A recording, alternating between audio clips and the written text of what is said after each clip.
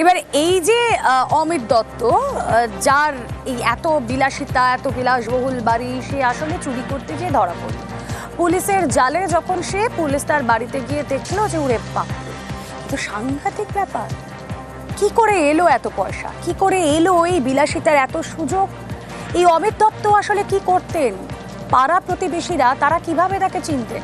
আমাদের প্রতিনিধি কিছুক্ষণ আগে বলছিলেন যে সাইকেলে করে দোকানে যেতেন, তার মানে ভীষণ লো প্রোফাইল মেনটেন করতেন। কথা বলবো আমাদের প্রতিনিধি সমীর রয়েছেন সঙ্গে। সমীর, ব্যক্তি অমিত দত্ত সম্পর্কে আর কি কি তথ্য পাওয়া যাচ্ছে?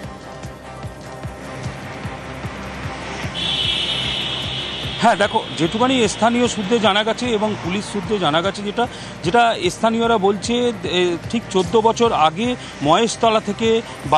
মহেশতলা থেকে গিয়ে নোদাখালী এলাকায় বাড়ি জায়গা কিনে 10 কাঠা জমি জায়গা কিনে সেই 10 কাঠা জমির মধ্যে একটি টিনের ঘর পড়েছিল। সেই টিনের ঘর করে ওখানে থাকার পরে ধীরে ধীরে আচমকাই এই 1-1.5 বছরের মধ্যে 3 তলা বাড়ি করেছে। চোরের যে অমিত বাবু আছে, সে অমিত একটা খুব শখ ওনার আছে, কুকুর পোষা, বিড়াল পোষা, তারপরে ধরুন হাঁস মুরগি, যে একটা